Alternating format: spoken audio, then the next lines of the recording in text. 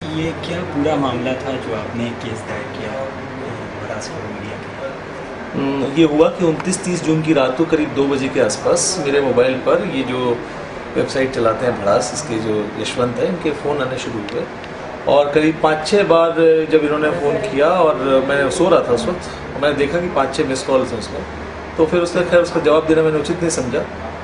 तो उसके बाद इन्होंने क्या किया कि 5-6 मिनट के बाद रात 2 बजे के आसपास ही इन्होंने हमारी पत्नी के नंबर पर SMS करने शुरू किए, वो माफ़ कीजिएगा, फ़ोन करने शुरू किए।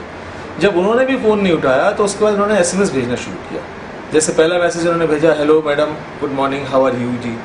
तो बड़ा अजीब सा था कि रात को 2 बजे जिसको आप जानते नहीं वो आपको फ़ोन कर रहा है और SMS कर रहा है, और ख़ासतौर पर पत्नी को, महिला को। तो उन्होंने जवाब लिखा कि हु इज़ दिस। तो उनका जवाब आया कि मी भड़ास, यशवंत भड़ास।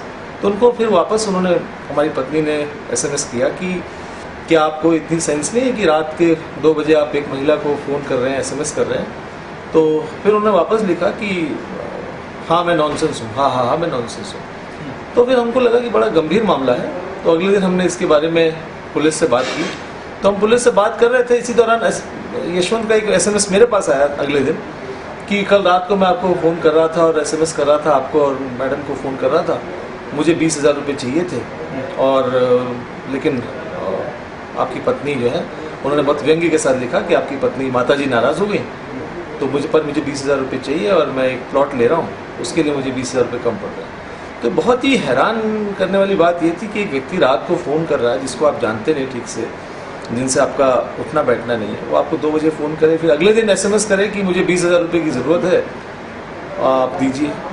उन्होंने लिखा कि उसको उधार चाहिए, लेकिन जिसको आप जानते नहीं उससे आप उधार मांग रहे हैं, रात को 2 बजे 10 बार फ़ोन कर रहे हैं, SMS कर रहे हैं, ये कोई तरीका नहीं है। इसलिए फिर हमने पुलिस में इसकी शिकायत की। सर, ये कहा जाता है कि ये जो वेबसाइट चलाते थे, इनसे बहुत सारे चैनलों से पैसे की उगाही करते थे, क्या ये हमने भी सुना कि ये यशवंत पैसों की उगाही करते हैं, ये हमने सुना है, लेकिन हमारे पास इसका कोई सबूत कभी नहीं रहा ना। हमसे इन्होंने कभी इस तरह से बात नहीं की। ये पहला मौका था कि इन्होंने हमसे रात को इस तरह से फ़ोन किया और हमारी पत्नी को फ़ोन किया। आप अपनी वेबसाइट में कुछ भी लिखिए, आप पत्रकार हैं, आप स्वतंत्र हैं, और उनकी वेबसाइट की भाषा जो हमको लोग बताते हैं कि जो भाषा, जिस भाषा में वो लिखते हैं, उस भाषा में आप कुछ भी लिखिए, मुझे उसमें कोई आपत्ति नहीं है। मेरे खिलाफ उन्होंने बहुत कुछ लिखा, मुझे उसमें भी कोई आपत्ति नहीं है।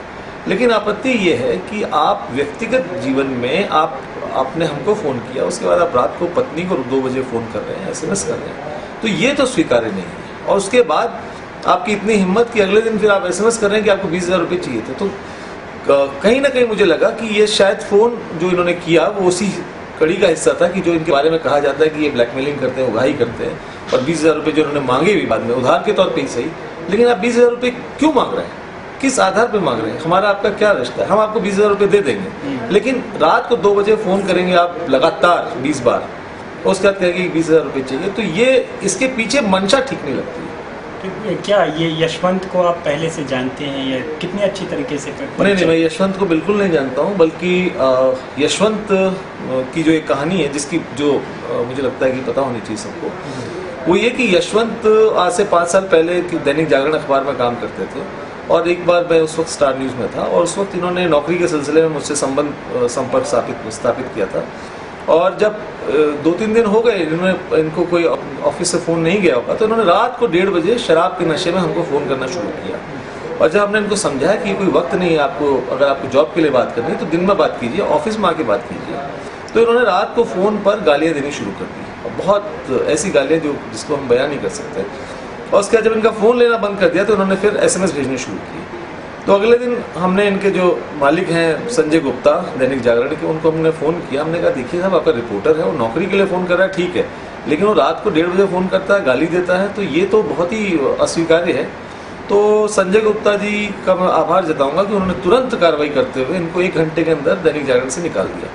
तो ये हैबिचुअल इस तरह के क्राइम करने वाले हैबिचुअल पत्रकार हैं जो रात को शराब पी करके किसी को भी फ़ोन करते हैं, गालियां देते हैं, और भी न जाने क्या क्या करते हैं। पुलिस की तरफ से क्या कहा गया, क्या एक्शन होगा? पुलिस बहुत अच्छा काम कर रही है। नोएडा पुलिस ने काफ़ी अच्छा काम किया।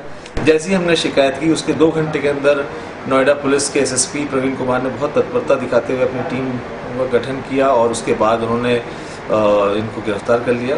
अभी ये गिरफ्तार हैं और मेरी जानकारी के मुताबिक इनको कोर्ट में पेश किया जा रहा है, तो और उसके बाद अब बाकी तय कोर्ट करेगी।